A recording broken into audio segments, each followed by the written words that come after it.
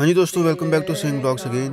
दोस्तों ਅੱਜ यानी कि 8 फरवरी ਨੂੰ ਬਾਬਾ ਜੀ ਨੇ सूरतगढ़ लालपुरा ਵਿੱਚ सत्संग ਕੀਤਾ ਤੇ ਬਾਣੀ ਸੀ ਦਿਲ ਕਾ ਹੁਜਰਾ ਸਾਫ਼ ਕਰ ਜਾਣਾ ਕੇ ਆने के लिए, ਜੋ ਕਿ ਤੁਲਸੀ ਸਾਹਿਬ ਜੀ ਦਾ ਗਜ਼ਲ ਹੈ। ਤੇ ਸਤਸੰਗ ਦੀ ਟਾਈਮਿੰਗ ਸੀ 10 ਵਜੇ ਤੋਂ ਲੈ ਕੇ 11 ਵਜੇ ਤੱਕ, ਕਰੀਬ 1 ਘੰਟੇ ਤੱਕ ਸਤਸੰਗ ਚੱਲਿਆ। ध्यान गैरों का उठा उसके बिठाने के लिए। ਇਹ ਹਾਥਰਸ ਦੇ ਇੱਕ ਮਸ਼ਹੂਰ ਸੰਤ ਤੁਲਸੀ ਸਾਹਿਬ ਜੀ ਦੀ ਬਾਣੀ ਹੈ। ਆਪ ਨੇ ਬੜੀ ਹੀ ਬੇਕੌਫੀ ਤੇ ਦਲੇਰੀ ਨਾਲ ਸੰਤ ਮਤ ਦਾ ਪ੍ਰਚਾਰ ਕੀਤਾ। ਇੱਕ ਮੁਸਲਮਾਨ ਜਿਗਿਆਸੂ ਸ਼ੇਖ ਤਕੀ ਜਦੋਂ ਆਪਣੀ ਕਾਬੇ ਦੀ ਯਾਤਰਾ ਤੋਂ ਆ ਰਹੇ ਸੀ ਤਾਂ ਖੁਸ਼ਕਿਸਮਤੀ ਨਾਲ ਆਪ ਦਾ ਖੇਮਾ ਤੁਲਸੀ ਸਾਹਿਬ ਕੋਲ ਲੱਗ ਗਿਆ।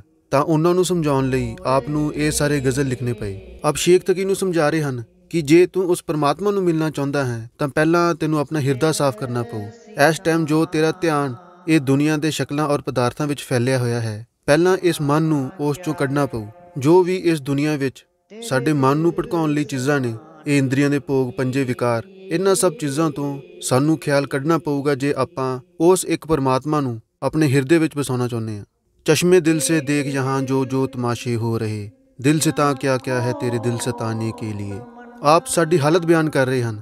ਆਪ ਫਰਮਾ ਰਹੇ ਹਨ ਕਿ ਇਸ ਦੁਨੀਆ ਵਿੱਚ ਰੰਗ ਤਮਾਸ਼ੇ ਹੀ ਇੰਨੇ ਆ ਤੇ ਹੋਰ ਸੁੱਖ ਦੁੱਖ ਸਾਡੇ ਮਨ ਵਿੱਚ ਇੰਨਾ ਕੁਝ ਹੋਣ ਦੇ ਬਾਵਜੂਦ ਆਪਾਂ ਉਸ ਪਰਮ ਪਿਤਾ ਪਰਮਾਤਮਾ ਨਾਲ ਖਿਆਲ ਕਿਵੇਂ ਜੋੜ ਸਕਦੇ ਹਾਂ। एक दिल लाखों तमन्ना उस पे और ज़्यादा हवस, फिर ठिकाना है कहाँ उसके ठिकाने के लिए। ਹਜ਼ੂਰ ਜੀ ਕਿਹਾ ਕਰਦੇ ਸੀ ਕਿ ਆਸਾ ਪਰਵਤ ਜਿਹੜੀਆਂ ਮੌਤ ਧੜਾਵਾਂ ਹੇਠ, ਕਿ ਸਾਡੀਆਂ ਆਸਾਂ ਦੀ ਤ੍ਰਿਸ਼ਨਾ ਇੱਕ ਹਿਮਾਲਿਆ ਦੇ ਪਹਾੜ ਨਾਲੋਂ ਵੀ ਬਹੁਤ ਜ਼ਿਆਦਾ ਵੱਡੀਆਂ ਹਨ। ਫਿਰ ਮਨ ਦੀ ਇਹ ਹਾਲਤ ਹੋਣ ਕਰਕੇ ਆਪਾਂ ਉਸ ਪਰਮ ਪਿਤਾ ਪਰਮਾਤਮਾ ਨੂੰ ਆਪਣੇ ਹਿਰਦੇ ਵਿੱਚ ਕਿਵੇਂ ਟਿਕਾ ਸਕਦੇ ਹਾਂ? ਉਹਦਾ ਸਥਾਨ ਕਿੱਥੇ ਹੈ? ਅੱਗੇ ਆਪ ਇੱਕ ਕਠੋਰ ਸ਼ਬਦ ਇਸਤੇਮਾਲ ਕਰ ਰਹੇ ਹਨ, ਨਕਲੀ ਮੰਦਿਰ ਮਸਜਿਦੋਂ ਮੇਂ ਜਾਏ ਸਦ ਅਫਸੋਸ ਹੈ। ਇਹ ਧਰਮ ਸਥਾਨਾਂ ਨੂੰ ਨਕਲੀ ਕਹਿ ਕੇ ਬਿਆਨ ਕਰਦੇ ਹਨ। ਸੰਤ ਮਹਾਤਮਾ ਨੂੰ ਕਠੋਰ ਸ਼ਬਦ ਵਰਤਣੇ ਪੈਂਦੇ ਆ ਤਾਂ ਕਿ ਇਨਸਾਨ ਦੀ ਤਵੱਜੋ ਉਹਨਾਂ ਤੱਕ ਜਾਵੇ ਕਿ ਉਹਨਾਂ ਦਾ ਉਪਦੇਸ਼ ਕੀ ਹੈ। ਤੁਲਸੀ ਸਾਹਿਬ ਦੇ ਕਹਿਣ ਦਾ ਭਾਵ ਇਹ ਹੈ ਕਿ ਇਹ ਜਿੰਨੇ ਵੀ ਧਰਮ ਸਥਾਨ ਨੇ, ਇਹਨਾਂ ਵਿੱਚ ਰੱਬ ਨਹੀਂ ਵਸਦਾ। ਜੋ ਕੁਦਰਤੀ ਮਸजिद है वो साढ़े अंदर है। शेख तकी एक मुसलमान जिज्ञासु और धर्मगुरु थे, इसलिए उसको समझाने के लिए आपने कहा, कुदरती काबे की तू मेहराब में सुन गौर से, आ रही धुर से सदा तेरे बुलाने के लिए। कि जो कुदरती काबा है वो तेरे अंदर है, जो आवाज़ उस खुदा की दरगाह में से आ रही है उसको गौर से सुन, और वो तेरे भीतर है, कहीं बाहर नहीं। संत महात्मा हमें कोई अलग अलग मजहबों, अलग अलग धर्मों में बांटने के लिए नहीं आते। आप तो हमारे अंदर प्रेम और प्यार की भावना जागृत करने के लिए आते हैं कि हम मालिक की सच्ची भक्ति के साथ लग सकें, हम उस सच के रास्ते को अपना सकें। आप हमें समझाने की कोशिश कर रहे हैं। देखो, जैसे जैसे इंसान बड़ा होता है इसके जो लक्ष्य हैं वो बदलते जाते हैं। बचपन में हमारा क्या लक्ष्य था कि अच्छे नंबर आ जाएं, किसी अच्छे स्कूल में एडमिशन मिल जाए, थोड़े से और बड़े हुए किसी अच्छे कॉलेज में एडमिशन मिल जाए, आगे बढ़े कोई अच्छी नौकरी मिल जाए, अच्छी तनख्वाह मिल जाए कि हम अपने परिवार की परवरिश अच्छी तरह कर सकें। मगर कहीं ना कहीं इंसान को इस बात का एहसास होता है कि इसके भी आगे कोई और चीज़ है। ज़िंदगी सिर्फ कमाई के साधन, सिर्फ रिश्ते जोड़ने, सिर्फ चंद चीज़ों को हासिल करने, सिर्फ इसी को नहीं कहते। फिर इसको एहसास होता है कि जब तक मन में शांति ना हो, उसको थोड़ा सा सुख ना हो, ये सब चीज़ें होते हुए भी उसको वो कमी रहती है। तो जब उसको उस चीज़ का एहसास होता है तब वो सोच विचार में पड़ता है कि ये सुख और मन की शांति हमें कैसे मिलेगी। पहले तो अलग अलग चीज़ों से उस शांति को हासिल करने की कोशिश करता है। कभी हम सोचते हैं कि धन दौलत मिल जाए, शायद उससे हमें सुख मिल जाएंगे, मन की शांति आ जाएगी। अच्छा कोई ओहदा मिल जाए, उसके साथ सुख हो जाएगा। रिश्ते नाते हो जाएं, उसके साथ सुख हो जाएगा। मगर सिर्फ इन चीज़ों को अगर हम लेकर देखें तो अगर पैसे के साथ किसी को सुख मिल सकता तो जितने भी धनवान हैं उन्होंने कब का सुख पा लिया होता। अगर ओहदे से किसी को सुख या मन की शांति मिलती, बड़े बड़े राजे महाराजे आए हैं, बड़े बड़े डिक्टेटर आए हैं, उनको सुख मिल गया होता। मगर देखने में हम क्या, हमारी क्या पहचान है कि इन चीज़ों के साथ जो थोड़ा बहुत सुख था वो भी चले जाता है। धन दौलत के बारे में विचार करते हुए गुरुगर ने फरमाया था, पापा वाजों होए नाही, मोया संग न जाई। कौन सा उसूल है दुनिया में जिसको हम कुर्बान नहीं करते ये धन दौलत इकट्ठी करने के लिए? कौन सा उसूल है इस दुनिया में जो इंसान कुर्बान नहीं करता थोड़ी सी नौकरी लेने के लिए या कोई ओहदा लेने के लिए। भूल जाते हैं कि दुनिया में कोई चीज़ मुफ्त नहीं मिलती। एक दिन इन सब चीज़ों का हिसाब किताब देना पड़ेगा। ये ठीक है कि पैसा ना हो तो ज़िंदगी गुजारनी भी मुश्किल हो जाती है, इसलिए पैसा भी ज़रूरी है। पैसा अपने आप में बुरा नहीं है, मगर जब हमारे पास ज़्यादा आ जाता है, वो पैसा जो हमारी सोच को बदल देता है, जो हमारी आदतों को बदल देता है, बुराई उसमें है।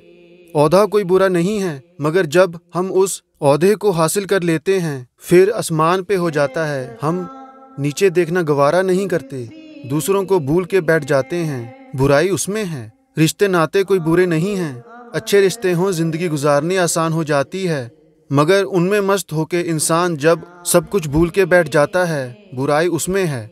इसलिए जिंदगी में हर एक चीज़ का एक दायरा है, हमने उस दायरे की पहचान करनी है। उस दायरे से ज़्यादा हासिल करने की कोशिश करेंगे तो हमें दुख ही मिलेगा, कोई सुख नहीं मिलने लगा। तो इसलिए ज़िंदगी में हमें वो बैलेंस रखना है, वो दरमियान का रास्ता अपनाना है। अब जब हम सुख की तलाश में निकलते हैं तो कहीं ना कहीं इंसान को वो जागृता आती है कि देने वाला तो मालिक है, सब दुखदाता राम है, दूसर ना ही कोई। सब कुछ देने वाला, पहले भी उसने दिया है, आगे भी उसने देना है, वो तो कुल मालिक है। तो ये जो हमारी भक्ति है, ये जो रूहानियत है, ये तो सिर्फ एक जरिया है उसका शुक्रिया अदा करने के लिए कि जिसने इतना कुछ हमें दिया है कि हम अपनी ज़िंदगी में थोड़ा सा वक़्त निकाल के उसका शुक्रिया अदा कर सकें। ये नहीं कि जो हमारी किस्मत में है वो नहीं मिलेगा। माँ बाप ने सब कुछ बच्चों को दे के जाना है, कोई साथ नहीं लेके जाना, मगर माँ बाप उस बच्चे को आसान से देते हैं जो कदर करता है, जिसको उसकी कीमत की पहचान है। और जिस बच्चे को उसकी कदर नहीं है, जिसका ध्यान बाहर मुखी हुआ बैठा है, उससे थोड़ा सा हाथ खींच के रखते हैं, उस इंतज़ार में कि इसको भी आहिस्ता आहिस्ता उस चीज़ की कदर पड़ जाए, देना उसको भी है। तो फिर भी विनती की गई कि जो रूहानियत की दौलत है, मालिक ने उसमें कोई फ़र्क नहीं रखा। ये नहीं कि दूसरों के पास कोई ज़्यादा है और हमारे पास कम है। रूहानियत की दौलत मालिक ने सबको एक जैसी दी है, फ़र्क सिर्फ पहचान का है। जिस इंसान ने अपना ध्यान अंतर्मुख करके उसकी पहचान कर ली, वो सेवक बन गया, उसने गुरमुखता की तरफ कदम बढ़ाने शुरू कर दिए। और जो मन के अधीन होकर मन की ख्वाहिशों को पूरा करने में लगा रहा, उसको हमने मनमुख बना दिया। फ़र्क सिर्फ इतना ही है, मालिक कभी भी फ़र्क नहीं करेगा। अगर मालिक ही फ़र्क करने लग पड़ा तो फिर हमें बचाने वाला कोई नहीं है। उसके लिए सारे एक जैसे हैं। हम चाहे किसी भी धर्म के हों, किसी भी जात के हों, किसी भी मुल्क के हों, मालिक के आगे कोई भी फ़र्क नहीं है, क्योंकि उसने तो सिर्फ एक चीज़ की पहचान करनी है, और वो है हमारे प्रेम और प्यार की, हमारी भजन बंदगी की। गुरु घर ने कहा था, नानक के घर केवल नाम। पहचान है सिर्फ एक चीज़ की है, वो नाम की है, वो शब्द की है, बाकी किसी चीज़ की नहीं है। इनका ताल्लुक शरीर के साथ है, शरीर यहीं का यहीं दरा रह जाएगा। इसलिए जब इंसान को एहसास होता है कि करने कराने वाला मालिक है, तो हमारा मालिक के तरफ भी कुछ ना कुछ तो फ़र्क बनता है। ऐसा मेरा मन बिखया बिमोहया, कछुआरा क्यों भटकता फिर रहा तू ऐ तलाशे यार में, रास्ता शाहरग में है दिलबर पे जाने के लिए।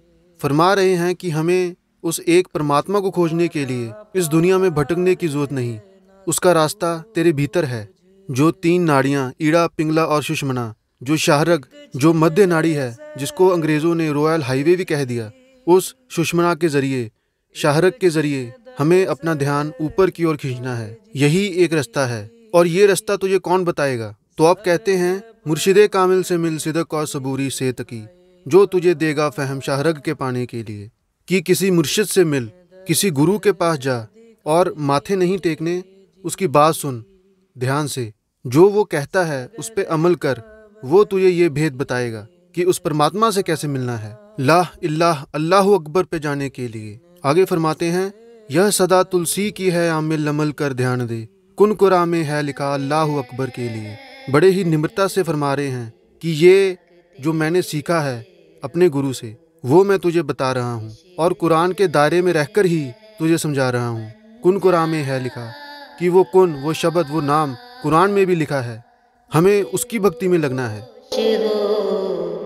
मत छोड़ियो, गर चाहे तू जलवा पिया, अरे तकते रहो। तो दोस्तों ये थी आज की वीडियो। ऐसी ही वीडियोस के लिए आप चैनल को सब्सक्राइब भी कर सकते हो। और दोस्तों बाबा जी की यूनिवर्सिटी और स्कूल मैंने दिखाया है, उसका व्लॉग भी आप देख सकते हो। लिंक आपको डिस्क्रिप्शन बॉक्स में मिल जाएगा, या आप इन वीडियोस पर भी क्लिक कर सकते हो। Take care, bye bye. मैं आपका दोस्त देविंदर सिंह। सीधे चले जाना